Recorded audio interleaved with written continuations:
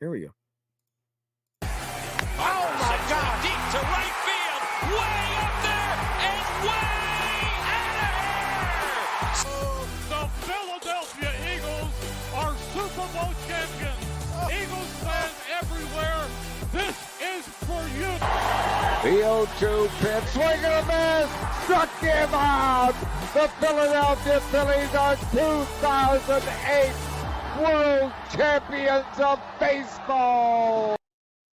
Good evening, everybody. Welcome back. Welcome back.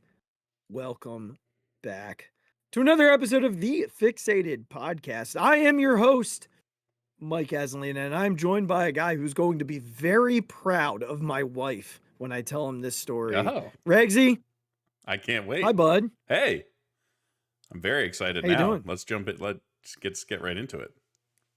All right. Well, so we were watching the game out on the deck tonight. I should have sent you a picture. It's like my favorite nights right now, where you can sit on the deck and grill dinner. And we ate dinner on the deck, and we watched pretty much through the eighth inning. We watched through the eighth inning on the deck. And at that point, I was like, all right, time to come inside. But during the game, Andrea noticed that Johan Rojas was wearing number 23.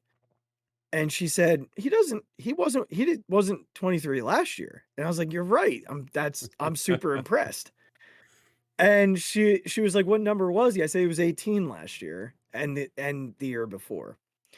And she goes, well, why is he wearing 23? And I said, I did the whole like T-Mac Kruk because of his kids thing. Yeah. And Kruk, said, well, he doesn't have 23 kids, does he? And, we went to the no, he has kids who are 2 and 3 years old. And she goes, well, what's he going to wear next year? And I said 34. And she goes, well, he can't because of Roy. And I was like, that's my wife. What a moment. What a moment. My favorite Philly of all time, Roy Halladay. I didn't think of that. And she had that in her pocket. What a moment. Well done. Well done. Right? That's right. That's great. So well done. Good for Very her. proud of her. Very proud of her. She also guessed the trivia tonight. Did you see the trivia question? I did not. No, I have to watch it on freaking Masson down here when they play the Nationals. It's the Okay. bane of my existence.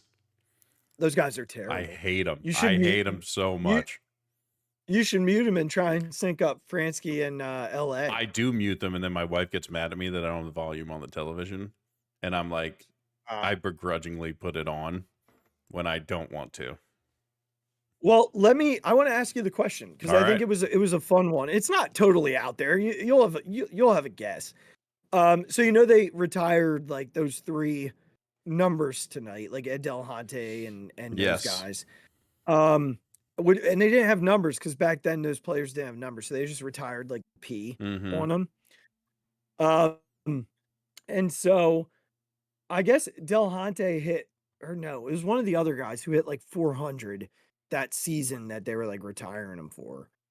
And so the question tonight was, in the last 50 years, who has the Phillies record for single season batting average?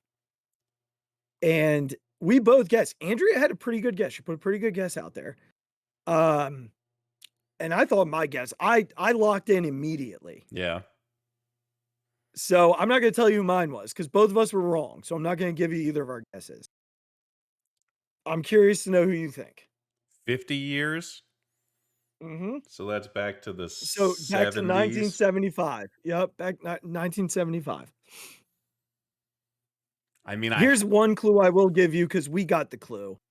And it was T-Mac saying to Kruk, you're on the list and you're in the top like 3 or 4, but you're not the top guy. And just for even further context, Kruk hit 323 in 1992. So this person was higher than that. Yeah. You know what the first thing that popped to my head was? Polanco. What? That's actually, I didn't even think him. That's a very good guess. It's wrong. That's fine. That was the first guy that popped in my head. Okay, that's a good guess. Didn't even think it. My next one was Pete Rose.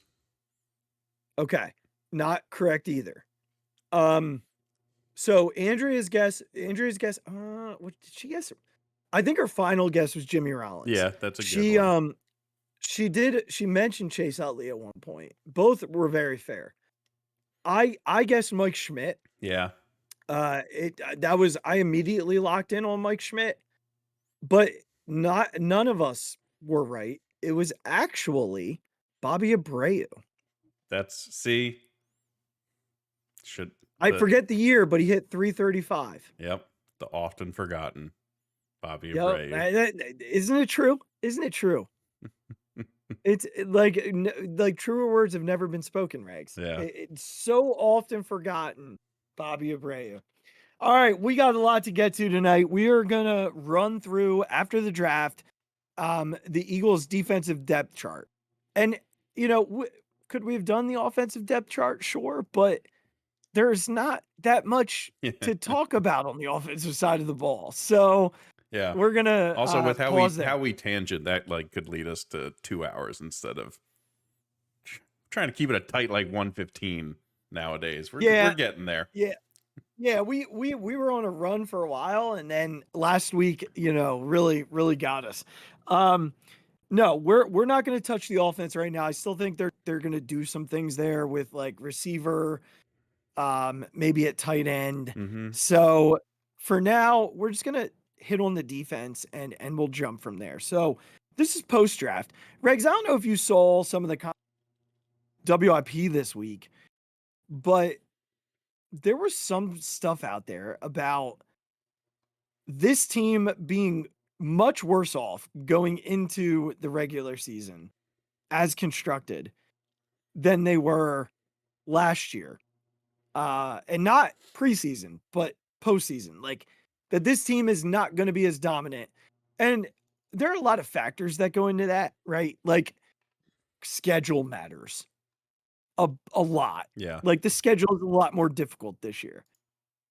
I don't think it's necessarily fair to judge in the NFL one team to the next because the schedule is the variance is so great.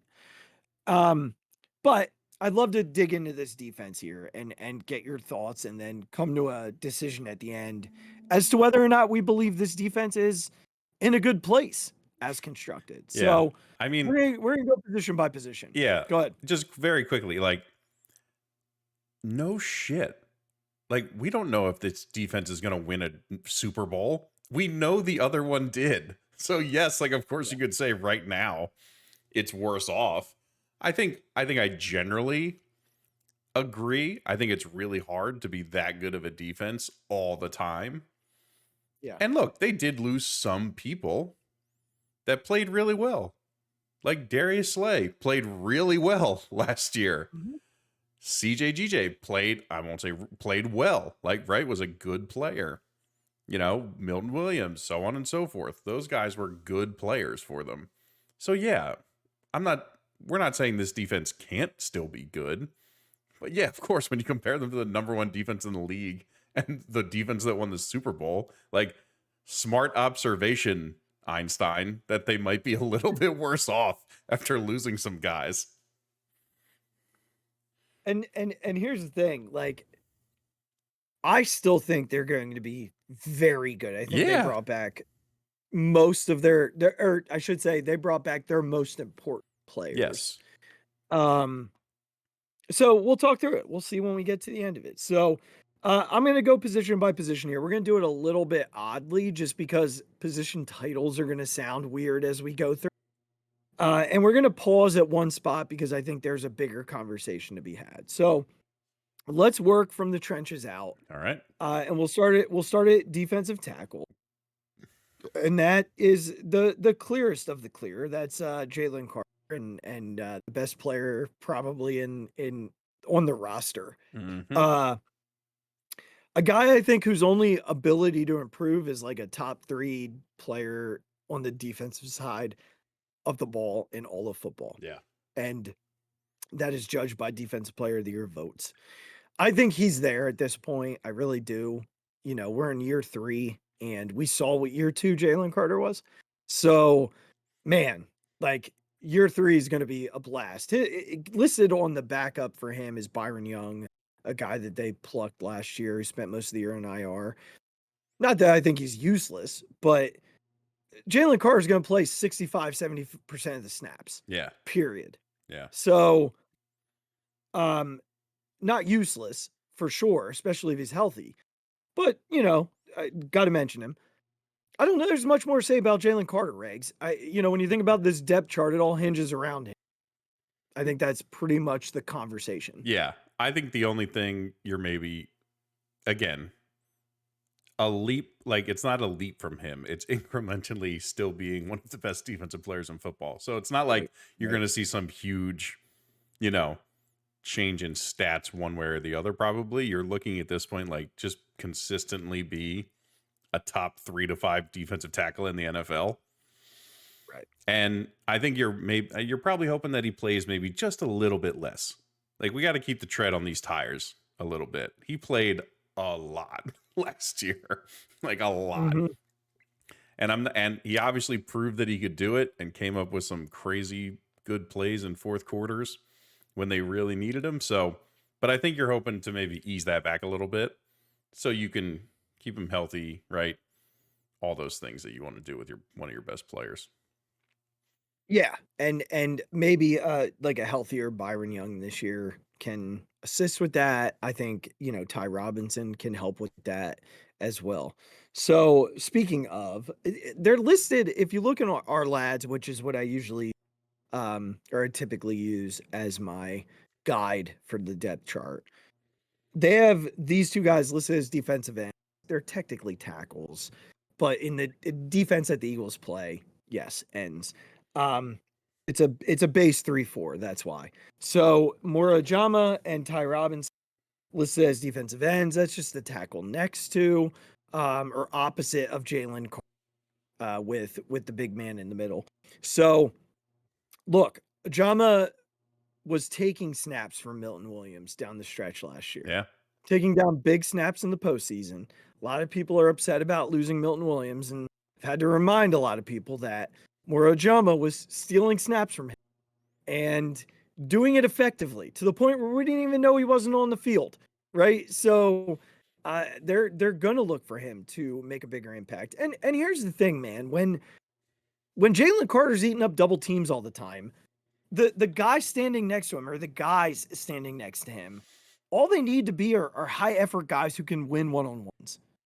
And I think you have that in Ajima. And what I've seen from Ty Robinson is that he's a freak of nature size-wise. So blocking that man one-on-one feels very unfair. I like that position. So far, I like both of these positions. One, because Jalen Carter is, to me, the best player on the team, offense and defense, maybe aside from A.J. Brown. Two, this position, I like the depth of it. I like the youth. I like the aggressiveness, and I like the athletic ability. Yeah, I mean, there are some guys you're hoping to take a bigger leap. Aljama being one of them. You're looking for Jordan Davis to continue to improve. You're hoping Ty Robinson can just be a good depth piece. I think they have enough talented guys there to continue to be good. And I think one of the best things is they haven't, even with losing Milton Williams, they haven't lost their ability to be good against the run. Like we saw Aljama still very good against the run. We know how good Jalen Carter is, and we know how good Jordan Davis is. They didn't lose somebody who was their quote unquote run stopper, and now that's a concern. Like it was for the defense as a whole those first couple weeks of the season. But after that, you saw Aljama make some fantastic plays in the run game. Like really good getting in the backfield plays. So I think that's the part that I key in on is like, look, we don't know how they're going to rush the passer from that interior side of the ball outside of Jalen Carter. But I think this team, at least on the interior, should still be very good against the run. And I think that's a big deal. I think, when it comes to the pass rush, you're probably looking at Carter and Ojima for the most part. Absolutely. Uh, Yes. I think if we see the next step from Jordan Davis, maybe. Maybe. And so that's the next conversation because he's the nose tackle of this team. And he and Thomas Book, who showed really good signs last Yeah. year as a nose tackle, are the depth there. We're gonna pause a little bit more here because the Jordan Davis conversation is a big one. They did pick up his 5th-year option. Mm-hmm. I think there's a few reasons for that, man, and it's they're gonna end up paying him about $14 million in 2026. And I think I'm good with that because the other option is he has a ridiculous year this year at a position where it does take time to figure it out. Not everybody's Jalen Carter, right? Like, we did start to see signs of the pass rush in the postseason last year. He had 2 sacks in the postseason, Yeah.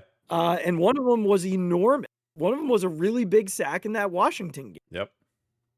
So, if he figures it out in year 4, right, and has a really strong season, dude walks for 20 million like Milton Williams did.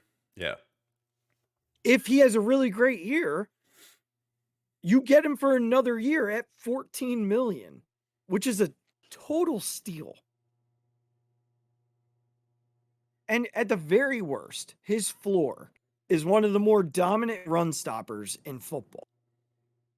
And if you're lining him up on first and second down in the run game at 14 million, it's fine, especially because you couldn't really address it this year. Yeah. And Just didn't address it. yeah. And I think, look, it's gonna come under some scrutiny just because of the fact that really what we've been hearing all off season is a lot of these moves are about the cash that we need in the future. Yeah. So Yeah. look, it's not Jordan Davis's fault. The team decided this, right? It's not the dude's fault. He didn't ask for more money. He didn't come asking for a new contract or anything like that. I'm sure he was very hopeful that they would pick it up and he would be able to stick around.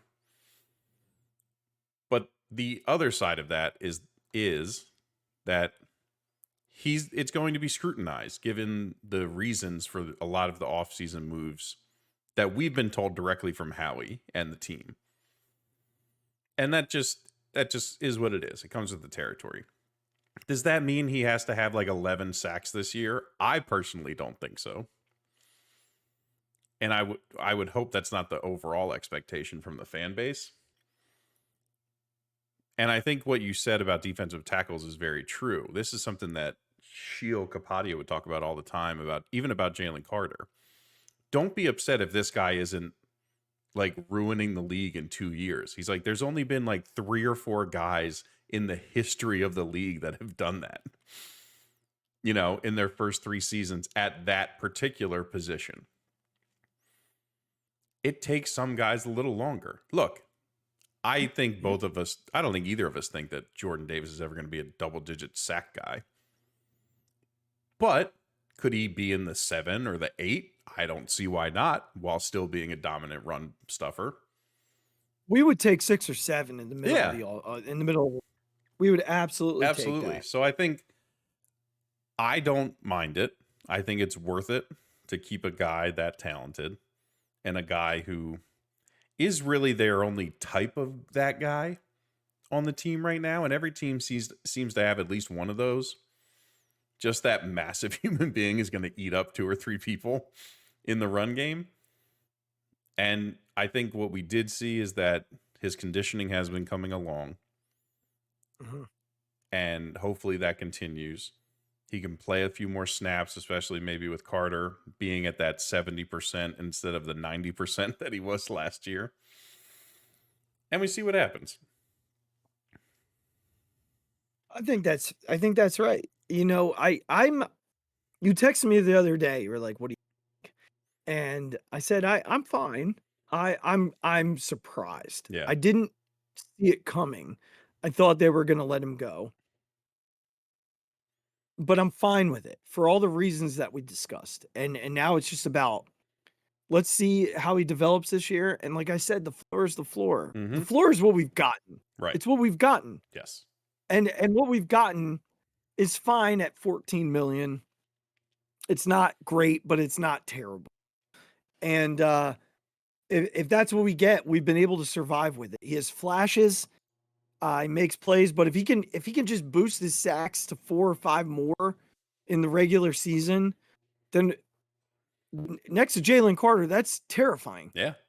So let's see how he develops in year 4. Maybe I hope that Clint Hurt and Vic Fangio had some say in this and believe that they see him getting better. That's all that matters to me. All right, let's move to the edges here. They're listed as a linebackers, left outside, right outside. But they're like overhanging linebackers. They're on the ball linebackers. So we're gonna start on the left side. That's Nolan Smith, Bryce Huff, and Josh Uche. A lot of this line hinges on Nolan Smith. Yeah. A guy coming off a pretty serious injury, mind you.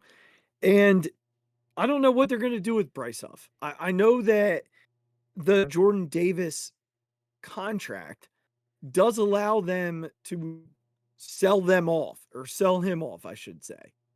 So we'll keep an eye on it and with savings. So we'll keep an eye on it. But I don't know, man. This is where I get a little worried at the edges. Let me just roll off the right outside linebackers, and then we'll talk about it in totality. Jalix Hunt, Azeez Ojulari, and Powell Ryland, Norman Powell Ryland, the kid from Virginia Tech, who I think would end up being a steal for them. So, you got 5 guys here. Truly, if they got rid of Huff, I think we'd be fine. I think they're going to wait and see what it looks like in camp with Powell Ryland and go from there. Yeah. Because they're the same player. That's the Right. comp. Right. And a lot of what I've read about Powell Ryland is that the run stuff isn't unteachable. It's more about his positioning and technique. Where I just don't know that Huff wants to play the run. Like he just doesn't look like he wants to do it when he's on the field. So yes, a lot of this is going to be Nolan Smith. I think for me, and then I'm going to turn it to you after this comment here. The wild card is Ojulari. That's the wild card for me in all this. It's a super talented edge. And if he can return to a little bit of his like sophomore season giant self, that's a big help to this line. So they have some wild cards here. Ojulari is the one for me. Yeah. I don't know that I have too much else to say about it. I think the quick highlights for me is I think this is one of the I think the best way to categorize it is this position has the most hope. Like we need to imply the most amount of hope for this particular position. Yeah. There's one guy who we have faith in, and it's Nolan Smith. I think I have a little bit in Jalix Hunt. Sure, but we don't really know if he's a start like an every game starting caliber edge player. That's fair. I think the only one we know that about is Nolan Smith. That's fair. So that's fair. To your point, go ahead. No, go for it. I'm just to say, I think they have talent. I think they have guys who, if they're willing to, have the ability to do all the things that they're going to be asked to do. It is, again, there is one true starting caliber edge right now. We're hoping that somebody will step up, into that spot, or maybe you just have 3 or 4 guys that are just pretty good. And that's okay too. Like, okay, you don't have, Hassan Reddick and Josh Sweat, like each getting 14, 15 sacks a year. But if you got guys who can still pressure the quarterback, who can keep their gaps, like who can just play smart and not put the defense in bad spots, I think you're able to figure all this out. But this is the position where we have to have the most hope that somebody, a couple of these guys sort of step up and play really well. I think the Ojulari thing for me it wasn't his sophomore season, it was his rookie campaign. And he took he started 13 games, played in 17. And he had 8 sacks. 13 quarterback hits. His second season, 5.5 sacks, 7 quarterback hits. And he only played in 7 games that year. So that's that pressure rate, that sack rate, like a 1 per game or a little less than 1 sack per game. That is gonna it's also, you think about, he played next to Dexter Lawrence, who's eating up double teams, right? There's going to be those opportunities for him here with Jalen Carter. Mm-hmm. I think there are a lot of people who still think Dexter Lawrence is the best tackle in football, and I don't think that's far from the truth. When I say I want Jalen to be a top 3 player, I put Dexter Lawrence in front of him because I think that's how good Dexter Lawrence is. I respect that dude immensely. So, you're really taking, you got a couple of guys who are taking flyers as one, hopefully looking to rebuild their value. Yes. So, all right, let's jump to the linebacker position. So we know that Nakobe Dean is going to be sidelined a bit longer than what we probably anticipated. Yeah. So on the depth chart, listed as weak side, is Zach Bond and Jeremiah Trotter Jr. That's fine. Middle linebacker are, your draft picks from this year. Got Campbell and Smile.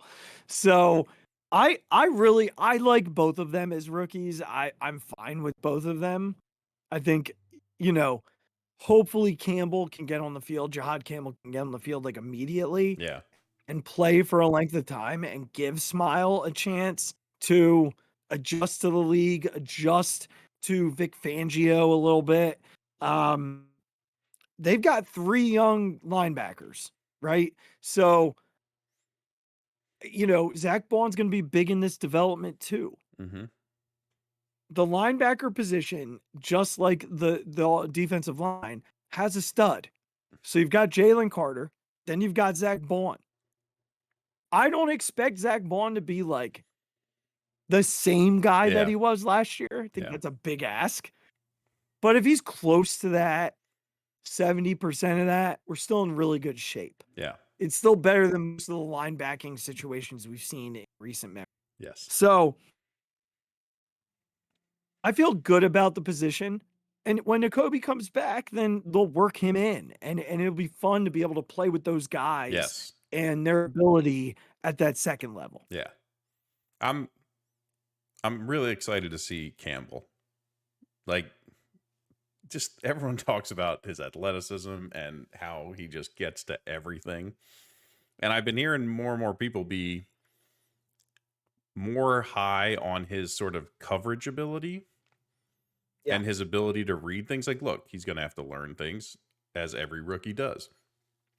But I think I'm really excited for him to like just get in this system and have Bond as his, other teacher and like as the example of, look, man, if you buy into this, like this is what can happen. This is what you can be. So I'm excited for him to get some time while Nakobe's still coming back. And then, like you said, then Vic can just kind of play like he's got just the toys, right? Okay, in this situation, we're putting these guys in. In this one, we're doing this, right? And so on and so forth. So I think this one's exciting. I'm really, as we discussed when it happened, I'm really happy Bond is back. I think without him, this is such a different conversation.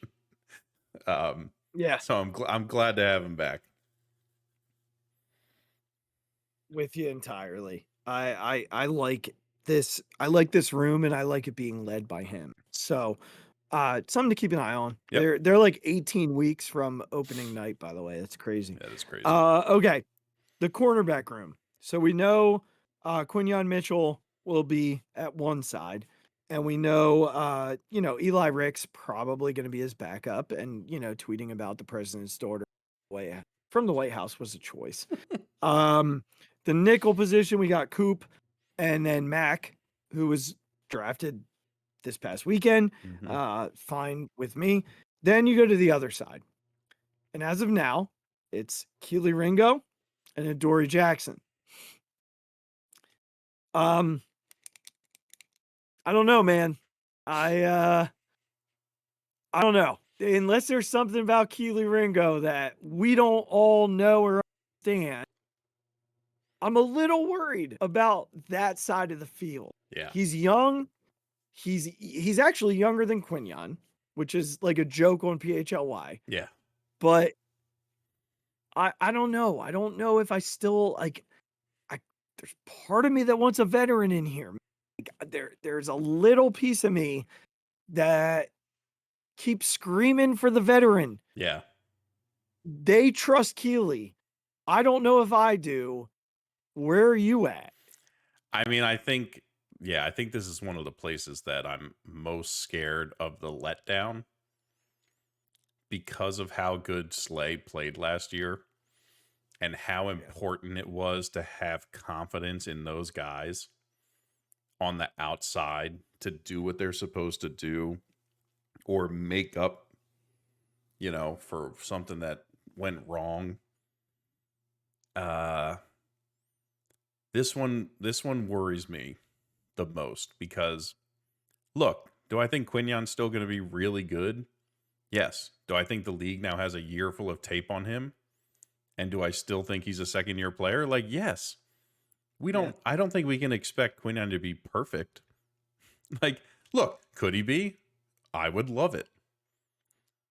But this most significant jump, I think, is Slay to Ringo on this defense. Like, there's a big difference in those two guys. And I think it messes with a lot of things if Vic can't trust one of those guys on the outside to do their job, and especially with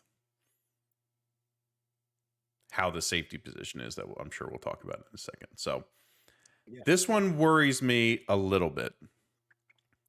Everyone says, Keely's got the tools and the, body type and all the things. We're going to have to see something. We're going to have to see something from the young man.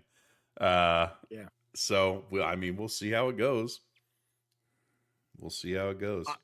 We just don't have enough, right? Yeah, like it's one of those that we're just putting trust in the Eagles coaching staff that they seen and having him and Christian they believe Parker he's ready. back, like having Christian Parker back makes me feel much better about it because of how good of a coach that dude is.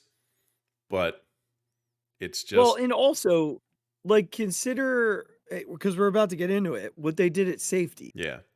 And Vic, it's hard to gain the trust of especially a veteran defensive coordinator if that defensive coordinator didn't draft you. Yeah, right.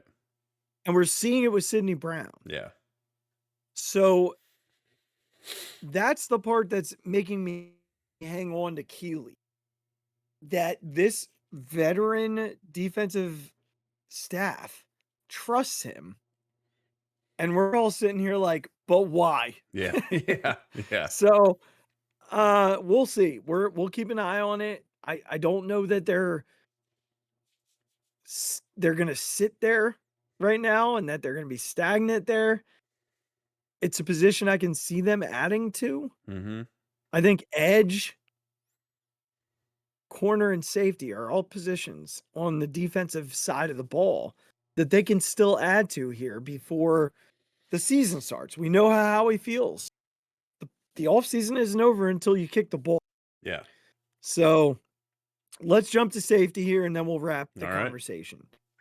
All right. So listen, the site that I use actually has Makuba backing up Blankenship. I don't see that as the case. I changed it. I have Makuba playing strong safety and Reed playing free safety. And you could go the other way. Like, it doesn't matter. I think at the end of the day, Makuba is going to be floating around free safety anyway. So this is another spot. Like, to me, this is a spot for a free agent. Yeah. Edge and corner are trade spots. You got 12 picks. Go and get your edge. Go and get your safe or your corner. Sign Justin Simmons to this room. I can't believe they haven't done it yet. Yeah. It would be a Unless really it's like we don't want to look super obvious as to what we're doing. Because he even said it on like a podcast. Yeah. Oh, it's a great situation. Like, Yeah. so maybe they're pushing pause there. But safety is a room that I'd like to see the veteran come and honestly even start the first 5 or 6 games. Right. Until Makuba has a chance to learn the defense. Let Sidney Brown play special teams and be a psychopath torpedo.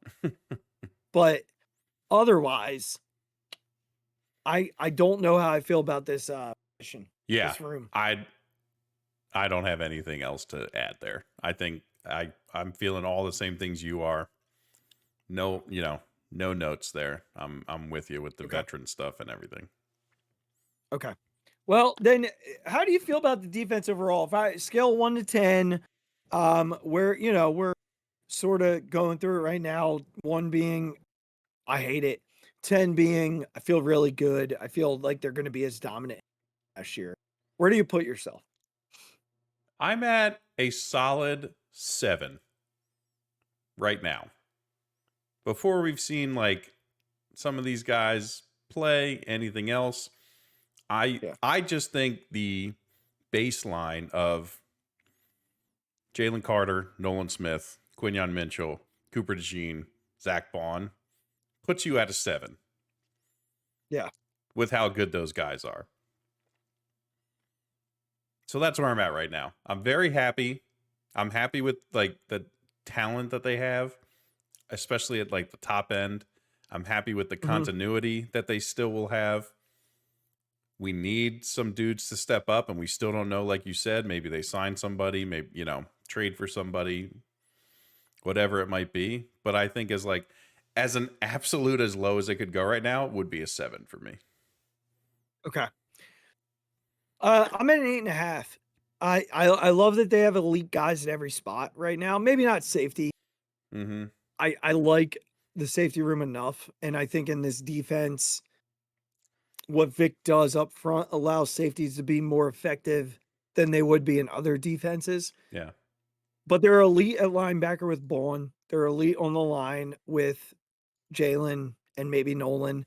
They're elite at the corner position with Q. So I love all that.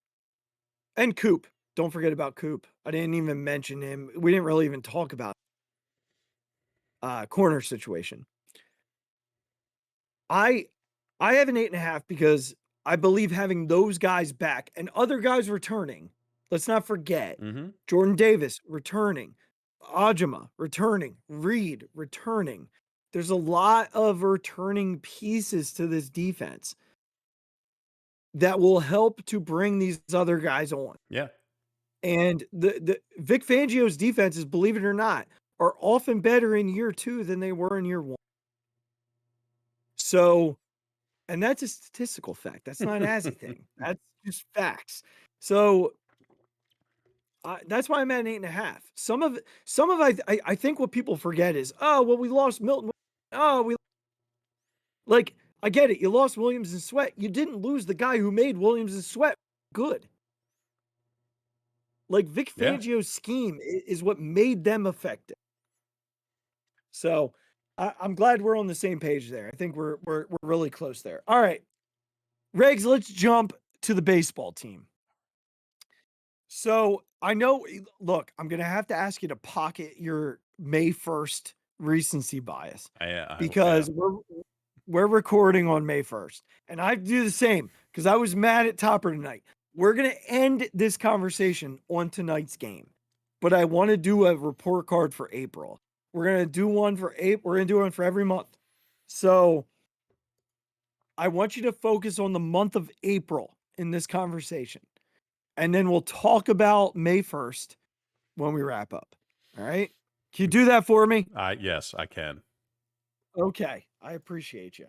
All right. We're going to start where it all starts. We're going to go position number. And we're going to start with the starting pitchers.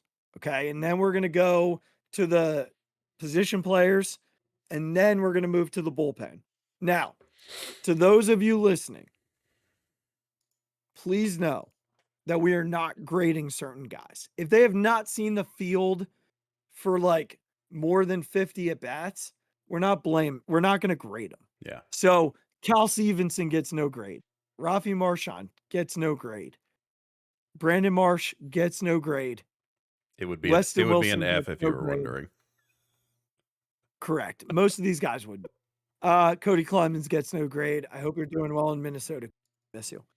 Remember when we used to make fun of Cody? Yes. Like before we knew who he was? I do. Yeah, opening day that year, we were like, oh, Cody Clemens. Yep. Mm-hmm. And then we loved him. All right. So we're gonna start with the starting pitchers.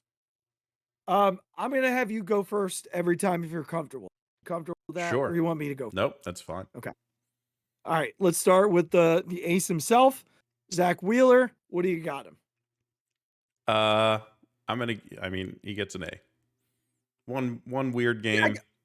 I think, if you want to say A-, wouldn't be mad about it. I don't think there's anything to be worried about with Zach Wheeler. I think it's the best way to put it. No, you're splitting hairs if you're doing anything other than A. Yeah. He's been fine. He's been everything. He had the one weird start. Yeah. And that's it. All right. Jesus Luzardo. A+. Yeah. I freaking love Jesus Luzardo. I couldn't agree more. I'm so in, and I'll be so devastated if he starts to be weird and bad. It will crush me. It will crush me. I mean, I'm gonna go ahead and just knock on wood here. Thank you. I'll do the same on my desk. Yeah, with the stuff though, like. Oh no, I don't anticipate. Yeah. Yeah, it's gonna be more like fluky. Yes. Weird and fluky. Yeah. Like if anything goes wrong. All right. Sanchi. I'm gonna give Sanchi a solid B. I think he's been a little. Oh my gosh. I think he's been. We are like lockstep right now. He's been a little weird. He's still got that weird, like he doesn't have the feel for stuff early in games. Yeah. I'm hoping as the season continues to go on, he just that sort of fades away. I just think, thank God he's not hurt. Thank God the velocity was back. He's got to just like get in the groove a little bit here. So it's so funny because the Cardinal game was the first game where I really felt like something was wrong, and he was battling it, but so good even still. And then the game in Chicago or New York, which one was it? New York, right?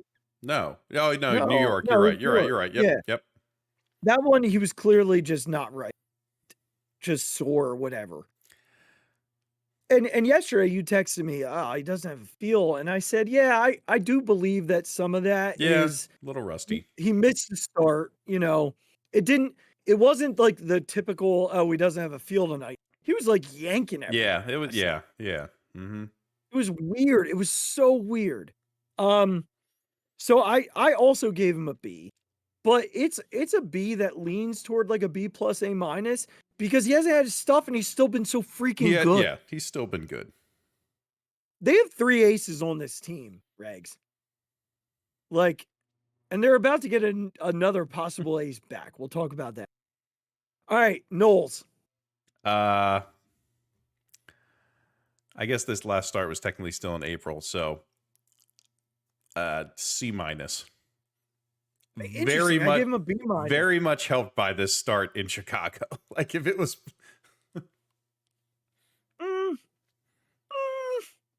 I mean, listen, he also has like some of the worst run support in all of baseball. That's a fair point. C is probably better. Like what are we at? Like this weekend it'll be his 8th start. They've scored 12 runs for him. Yeah, he's just in it's just 7 very in starts. the middle. I feel like a C is like in the middle. It's just very Yeah, this. no, I get that. I give him a B minus. Yeah, I think it's not that far off. You said this start saved him. I think his last so I think his last 2 starts have been pretty good. And this starting where's the start? He struggled early, but like settled back in. Was it the Mets? It might have been the Mets. No, the Met was the second one. There was one that was even before that. I don't know, but there have been 3 starts now where like I feel as though things have gotten a little better. There was a start where he got off to a really bad, like the first inning was terrible. Mm-hmm. And then he settled in. This past start was what I think Aaron Nola has to be now. Yeah. It was more so a lot of cut, like the cutter wasn't working for 6. He finally got it working this time. If he can get that working, he's going to be tough. So B minus for me.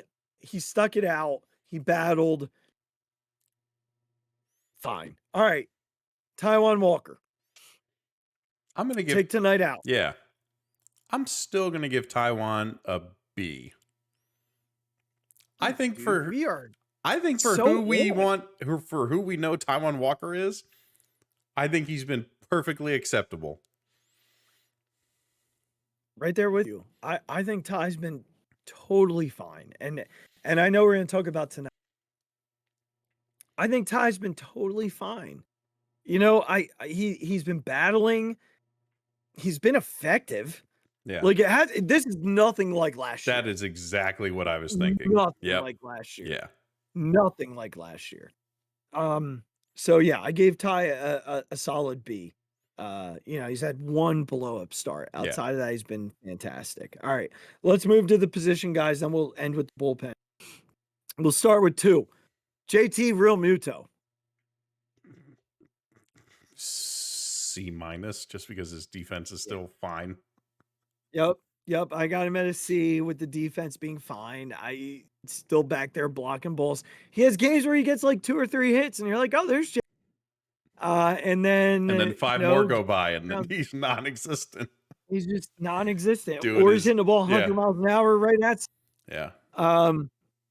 You know, if Bohm ever figures it out, then JT hitting 8th isn't the end of the world. But the problem is Bohm is so bad. And we'll get to that in a little bit. We're not going to do Marchand, but I will say this. Marchand's doing his very best to get Garrett Stubbs back up here. He's not helping himself right now. No. And honestly, I don't think it's going to be long because no one's going to pick him up. Right. No one's going to pick him up to put him in their big league squad. Yeah, right. So you might as well just send him down. Like, what are we even doing? Just get Stubbs back up here. At least you know, maybe he'll get a hit here or there, but and he tends just not to make mistakes. Yeah. And like the throwing game. Marchand throws the ball into center field more than anybody. Yeah. I don't get it. All right. Here, this is going to be a fun one. Bryce Harper. C minus. Hey, you're nicer than me. I give him a D minus because I didn't give anybody an F. So yeah, it's not. I'm probably being too generous. I think he's been terrible. He's been awful, Regz. Like I don't like. understand. I think if you ask Regz, if you ask Harp to grade himself, he's just. I don't think he'd give himself anything. He's swinging at everything. He's not making some hard contact, but like he's missing just like hanging breaking balls. I'm gonna tell you something, man. I'm concerned that he's hurt. With what? I think the back. Oh God. I really do. Regz, I gotta tell you, man. Bryce Harper just doesn't forget how to hit. Yeah, it's been not good. Dude, he's like 3 for his last, or like 4 for his last 35 or 40 or something like that. He doesn't just forget how to hit.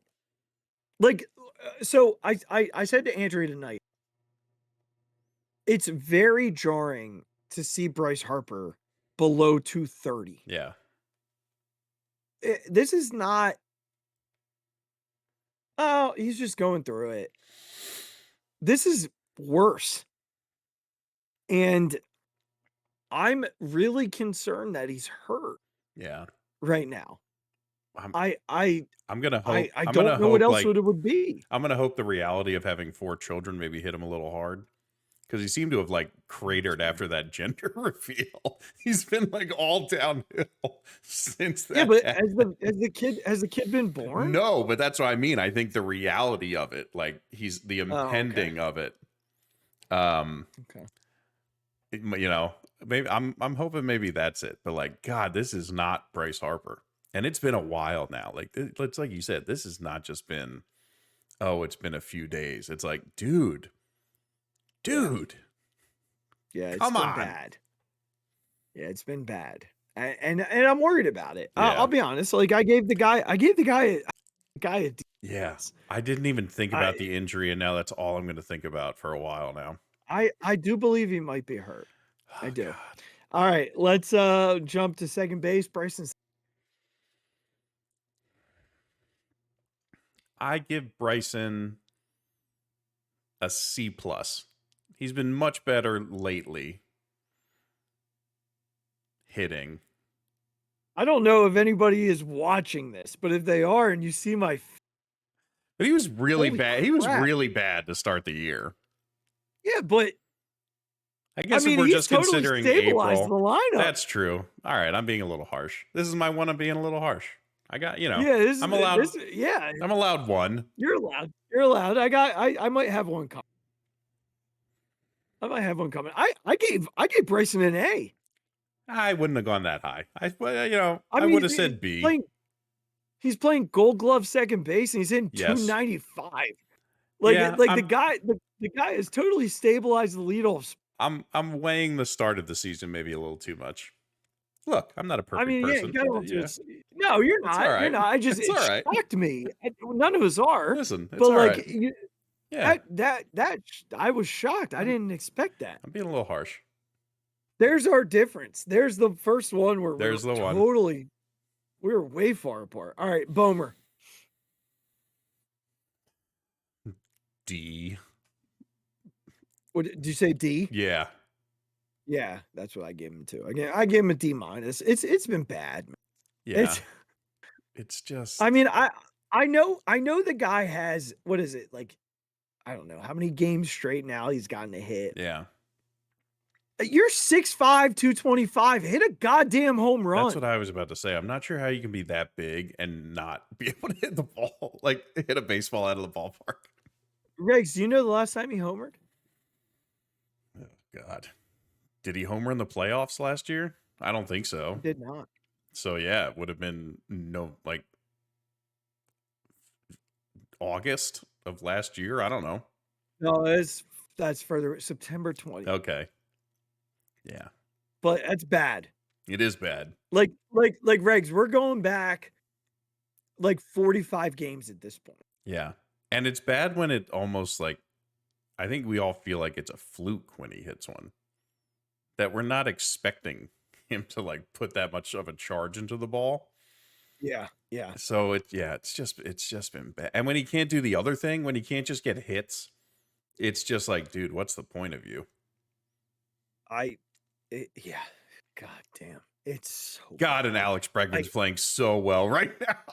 Oh my God, he's killing it. Lord. He's absolutely killing it. Oh my Yeah. God. He's absolutely killing it. He's absolutely killing it. All right. This one will be interesting. Trey Turner.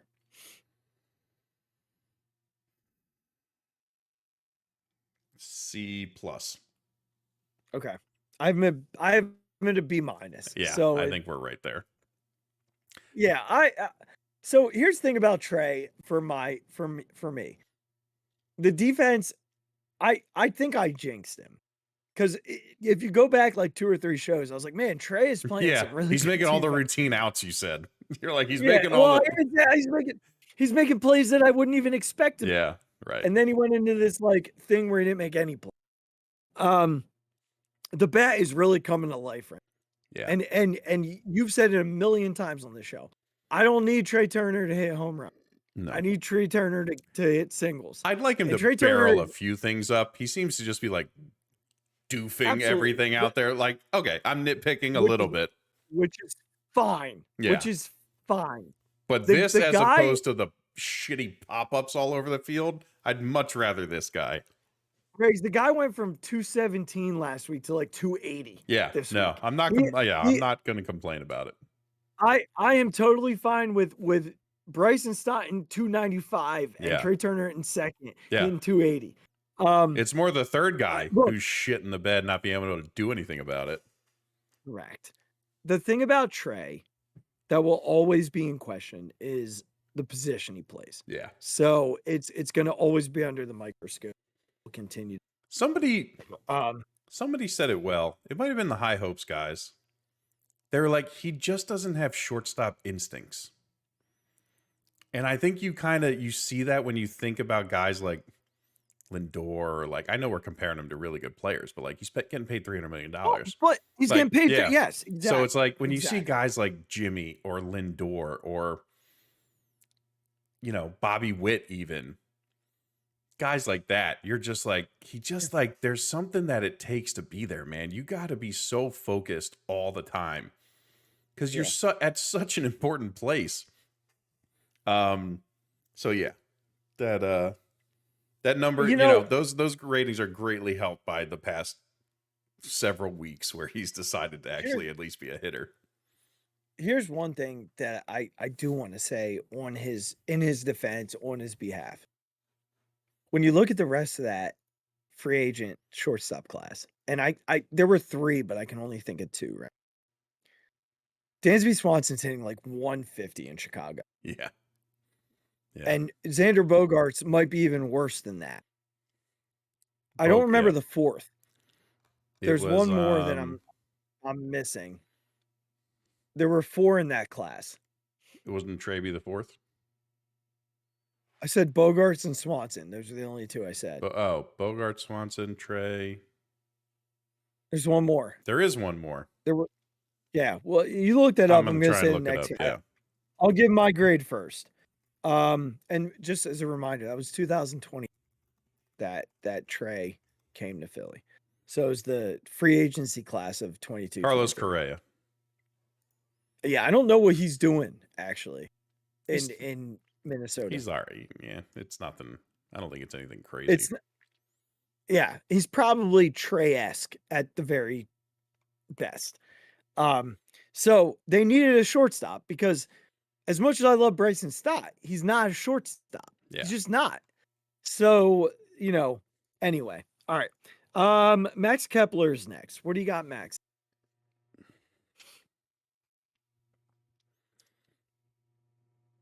Yeah, see, here's where I'm probably going to be a little too nice. B. I think he's been so that's just fine. Yeah, that's where we kind of alter. I have him as a C. I think that was probably my first instinct.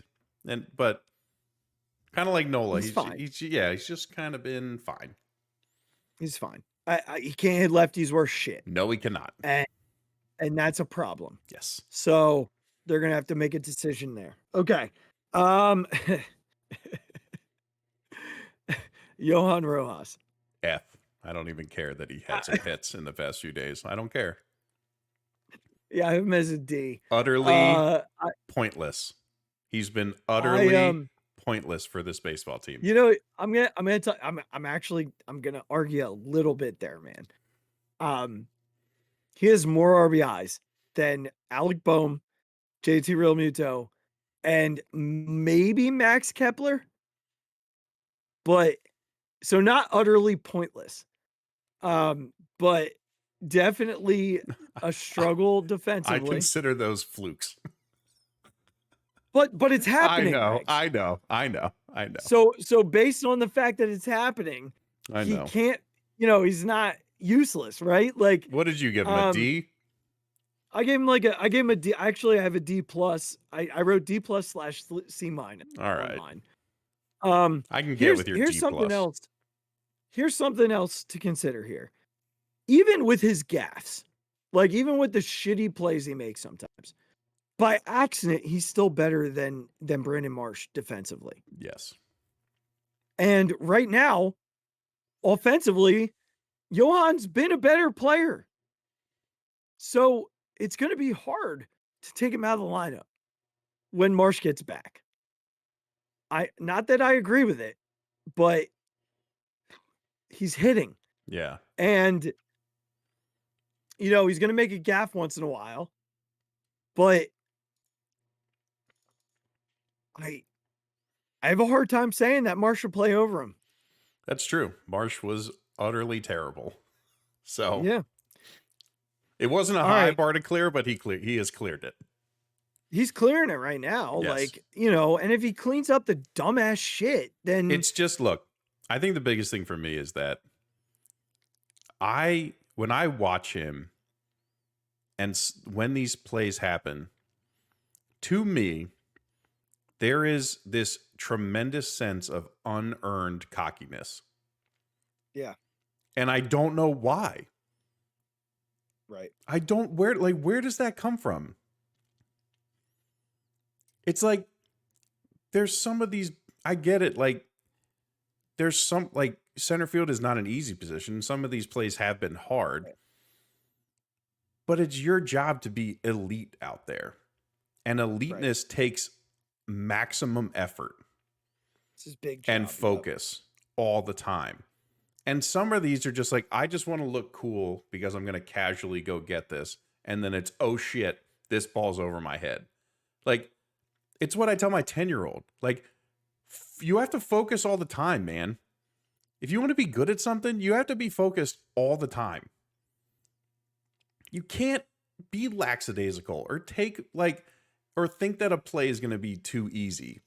And it's just this sense of like, I'm Johan Rojas, so I can and it's like, dude, you're a nobody. Like, you have to earn this shit, man. Like, so bust your butt all the time. That's the stuff that irks me about some of the stuff that's been going on. I'll say this year, 2 years ago when he kind of burst on, that dude was busting it. He was in the I gotta prove myself mode, and there's been a slight shift into I deserve this, and I think it's hurt hopefully him. We can get it back. Yes, yeah, hopefully I hope we can get so it back. too. Yeah. All right. What about Nick? I'm gonna give Nick a B plus.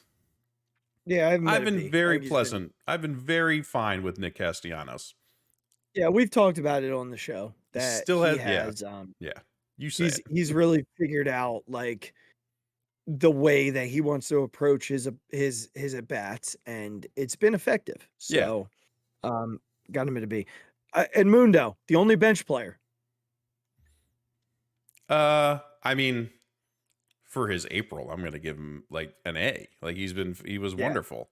I know he hasn't gotten a bunch of hits, so the hitting has gone away. If you're shocked about that, you shouldn't be, and you don't know who Edmundo Sosa is. But for what he had to, for what he was doing for us, he was great. Yeah, I agree. All right, let's jump to the bullpen here, and then we're gonna just briefly touch on the night and get out. Yes. So let's go to Jose Ruiz. B minus. Yeah, I got him as a C. I don't really know. He's just been blah. I don't feel like he's been blah. Yeah, honestly, for me, he's the guy to go here in the next week. I agree. On Sunday when Ranger comes up, I think he's the guy to go. Yeah. I don't, because we're going to talk about the next guy, Carlos Hernandez. What do you got? B. Possibly plus. What you got? A B. Straight, solid B. Yeah, I got a B minus, and for me, it's more so just the velocity. The stuff is real. Yes. And so, Kruk said it on the broadcast tonight. How does the team get rid of a guy throwing 100? Yeah. And I don't want the Phillies to be that team, And if he takes the Ruiz innings down, I think I'm good with that. I agree. At the end of the day, you're comparing those two. And Ruiz will get through waivers. I don't know that Hernandez does. Yeah. So, all right. Tanner Banks. You know what? Tanner, B-. Yeah, I got him at a C. Yeah, I don't think we're that far off. No, he's been fine. Yeah. For his role. Right. Like, fine for his role. He dotted 95 on the black the other night. About in his past couple outings, he's been good. Yeah. Maybe they just needed some time. Yeah. Speaking of some time, Joe Ross. C+. C plus? Yeah. Yeah, I got him. I got him at a B minus. Yeah. He's gotten a lot better. Yes. Since like the start of the year. Yeah. He has really come into this role well. Mm-hmm. So, yeah, definitely B minus for me. Okay. Now we're to the big four. Matt Strahm.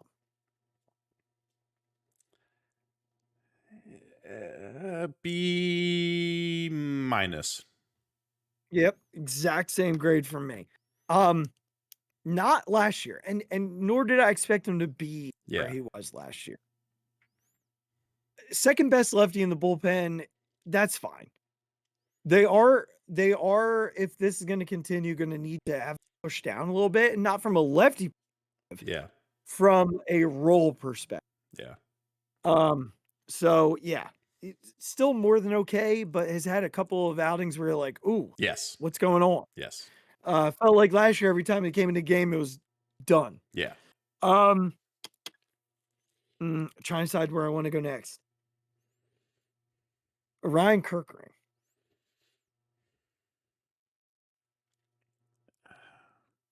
I want to be more harsh. I'm going to say a C. Oh gosh, yeah. Here's where we differ. He's my F. I don't disagree. For the record, I don't disagree with this. For the record, yeah, he's my F. He has not been very good. I back this dude as the next Jeff Hoffman. A lot of people wanted it to be Romano, but that wasn't what they brought in Romano to do. Yeah, they brought in Romano to be Kerkering. Yeah, and Kerkering was supposed to be Hoffman, and Kerkering has been terrible. Jeff Hoffman was so good at coming in to messy innings and getting outs. Yeah. Ryan Kerkering has not done it. Yeah. And he's blown up. Yeah. In multiple games. Like multiple games. So to me, pure F. Yeah. Like to the point where I've talked about sending him down when Ranger comes up. So yeah, he's my F. All right, let's do Jordan Romano. Let's say, I'm going to say C+. Yeah, it's interesting. You look at his ERA, and you'd want to say F. That ERA is conflated quite a bit. Yes, like it is. It's inflated. Sorry, not inflated by an outing where he went and gave up 6 runs. Yeah. He's been a lot better recently. Yes. Aside from that 6-run, a third of an inning outing, if that didn't happen, and they still won the game, mind you, his ERA would probably be around 4.5.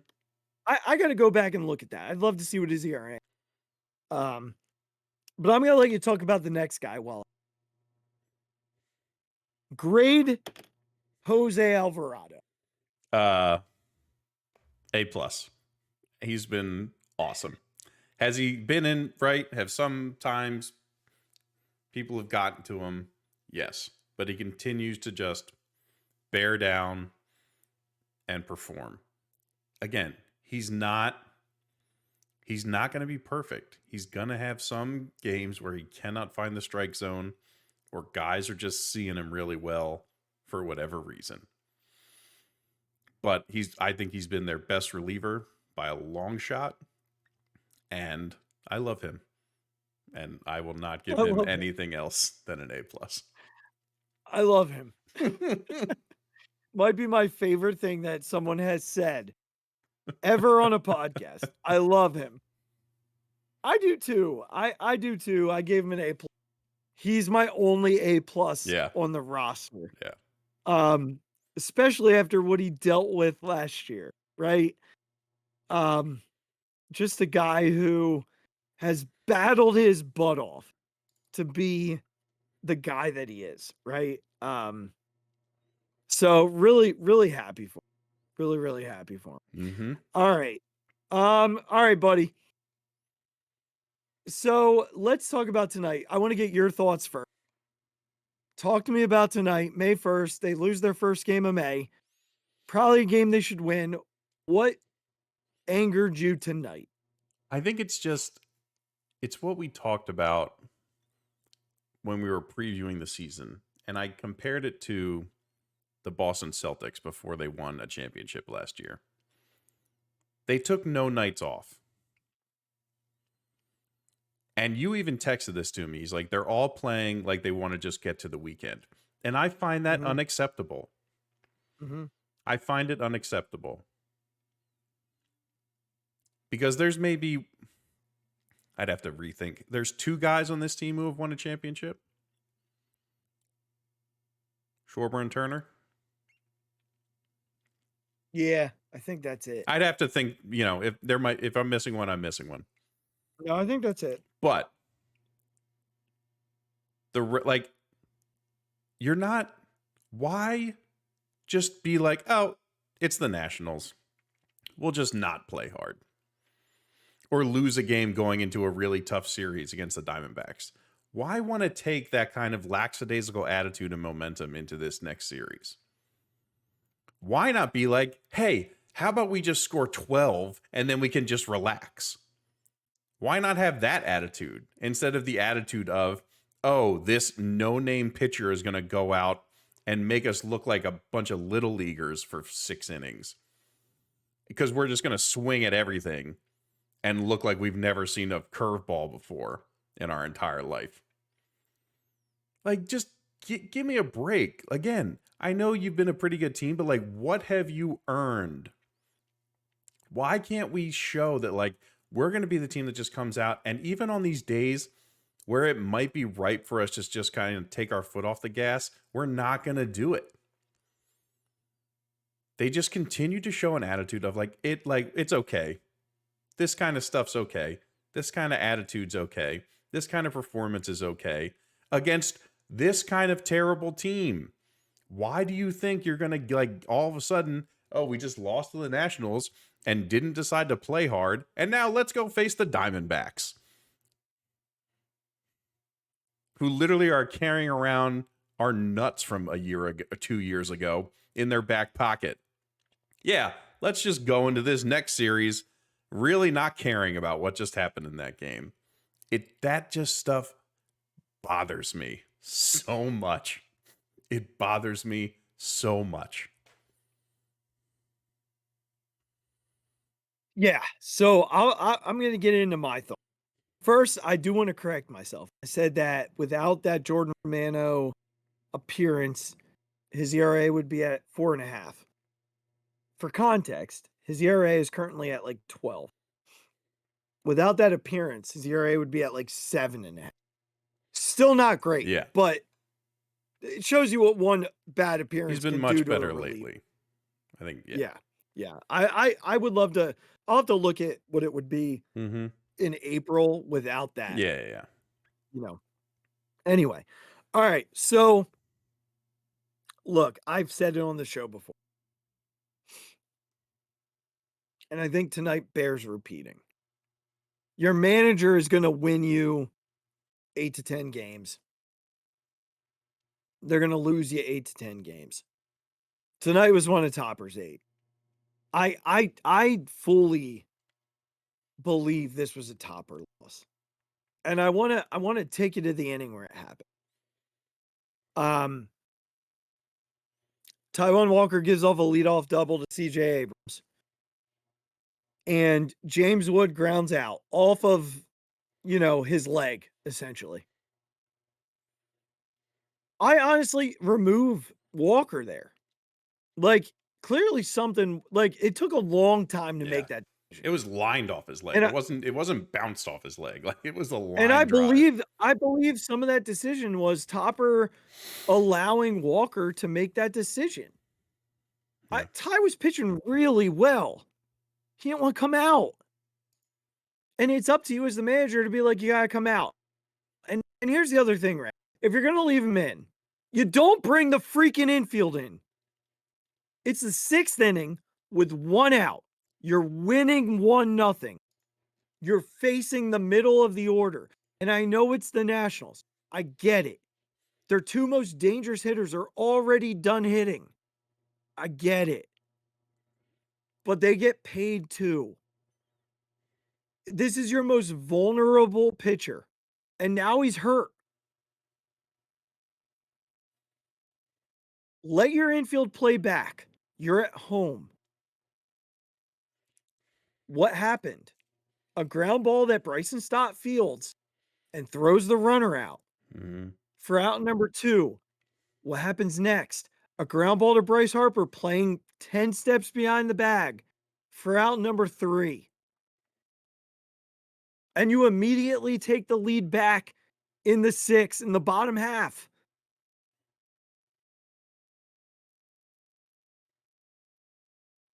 And if you go to Joe Ross in that spot, maybe they don't even. Yeah. Look, man, the infield in thing is starting to piss me off. I know they have these advanced numbers and these saber numbers. I know. Yeah. But it's overuse. You don't have to go infield in every situation. I'm okay if you do that there with Wheeler. I'm okay with you do it there with Luzardo. I might be okay in like a month or 2 if you do it with Sanchez. But you don't do it with Taijuan Walker. Yeah. You don't. The reason you can do it with Wheeler and with Luzardo and with Sanchez is because you can get a strikeout with one of them. Yeah. Walker's not striking someone out in that. Yeah. I just and look, I talked about Weston Wilson pinch hitting for Kepler earlier. I would have done it. Like you've got a runner on third with less than 2 outs. Yeah. Walker or God, not Walker. Wilson's gonna make contact there. He's gonna put a ball in play. Yeah. It's one of those times where you just a strikeout is the worst thing possible. It is, and honestly, I know people want to blame Kepler. Like that's a tough. It's a tough. He threw a nasty change up there. Yeah. Like a dude hitting 160 shouldn't have to face a guy throwing 99 with a change up in the mid-8. Yeah. Like, come on. Mm-hmm. There's just not an acceptable approach from Topper there. And I know it is. I don't know if he's asked about it, but his reason is gonna be, they only had 1 lefty. Get back to the righty. Don't worry about that. Get the run right there. Yeah. Because what if Wilson hits a double? What if he hits a double? Now you got second and third with Bohm up. Like, what are we doing? It makes no sense. It makes no sense. Yeah. And it was frustrating. Yeah. It was frustrating. Yeah. And then not pinch hitting for Marchand in the 9th was infuriating too. I don't want to hear about days off. Yeah. When do you ever care about giving JT days off? What he gets a hit, he runs to first base. Stott either makes the last out or he ends up scoring and he has to catch 1 inning because of this new rule. Like, what are you doing, Rob? Like, I know you won the series, but the Mets lost today. Yeah. And I don't know if that's his mindset. Well, we don't lose the game. I'd rather pick up the damn game. Yep. The Mets just swept the Cardinals a week and a half ago. And that's where they go this weekend. And you've got a tough Arizona team coming. Mm-hmm. And you got to face freaking Brandon Fat on Yeah, Tuesday or on yeah, Saturday. of course we do. God damn it. I really wanted this game tonight. I know. Me I too. really wanted this game. If nothing else, just to go into the Arizona series like as high as possible. With a sweep. Yes. It really ticks my memory to last week. You Yeah. lose the Marlin game. Yep. It's a game you should have won. Yep. Like this team right now, Regs, and this is recency bias. But they were 17-13 going into tonight. In my head right now, they should be 20-10. Yeah. They should have won that last Miami game. They should have won the last Met game. Yep. For Christ's sake, they should have probably won all 3 Met games. And they should have won tonight. Yeah. But like these are now 3 games they have lost. Because of the honestly, I kind of put the Marlin game on top row. Because why not go back to Luzardo at 87 pitches? Yeah. Instead of Ryan in that game. Yeah. I don't know, man. I like Rob, but man, I am struggling with this year's. Right? I'm struggling. I am. They're all not performing great outside of Alvarado. No. Yeah, he's the only one. And Nick. Give Nick his credit. Give Nick his credit. And Bryson. I still think Bryson that's fair. is that's fair. Is really well, and the rotation. Yes. You know, aside from Nola, we yes. can give all of them the full nod of the month of April. Yes. If you don't mind me just saying one thing. Please. This week, end of last week, but this week, I honored the life of someone that I respect immensely. My best friend growing up, Allison, who you met many times at E-Town, her father passed away this weekend, or the last week, sorry. Yeah. We've been celebrating his life this week. And Bob Shaw was one of the best human beings that a teenager could have grown up with in his life. Outside of my own parents, Bob was a constant in my life. You know, Allison and I spent a lot of time together. You know, more time than I think a lot of best friends spend throughout their life. I mean, we were together at school, after school, like constantly. And you know, Bob had 3 daughters. He had Allison, Amanda, and Ashley. So, you know, he joked a lot that, and we joked that he was always looking for like a son in his life. And there were a lot of times in my life where I played that role. He was a mailman. He taught for years and then became. And there were times where I would, you know, be in the outfield of a game and I would turn around and there was Bob in his mail outfit, the truck in the parking lot, which was probably illegal.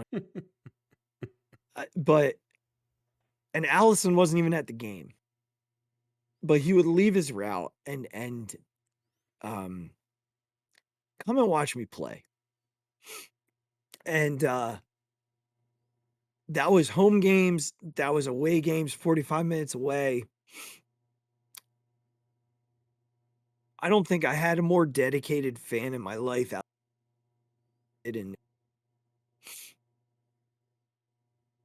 So I had to say goodbye to a really good person this week.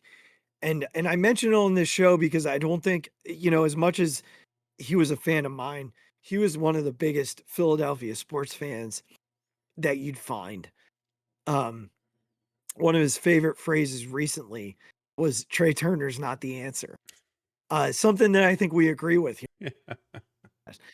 And, you know, he had a t-shirt that they bought for him that alluded to Philadelphia sports fandom being a sickness, like something that, you know, haunted him quite a bit. But he was one of the best Philly sports fans and one of the best people that you'd ever meet. So Bob, thank you for, you know, treating me like your son, for half of my life. And I hope that you're up there settling in right now, and that tonight wasn't, your control over the Phillies, because I know that if you do have control over Rob, those are not decisions he would make. So may you rest in peace, and thank you so much for everything and all the love that you gave to over the years.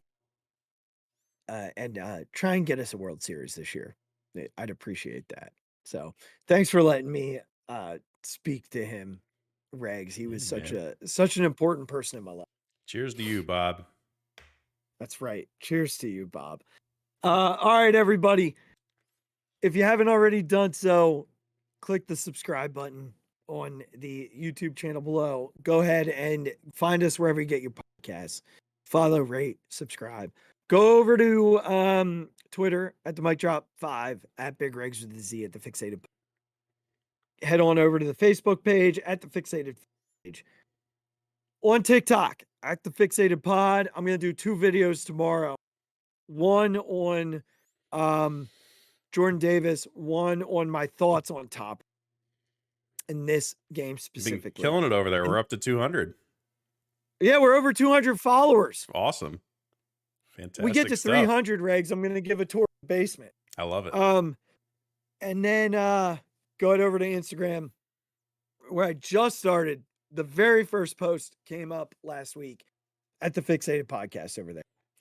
Until we talk to you next week, we love each and every one of you. Thank you so much for hanging with us, following us, doing all the things with us. We appreciate you. We'll be back next week. Take care of yourselves. Take care of one another. Tell someone you love them. And while I'm at it, Bob Shaw, I love you, man. Go Phils. Whip him into shape while you're up there, Bob. Oh, my God. Deep to right field. Way up there and way out of here. The Philadelphia Eagles are Super Bowl champions. Eagles fans everywhere, this is for you. The 0-2 pitch, swing and a miss, struck him out. The Philadelphia Phillies are 2008 World Champions of Baseball.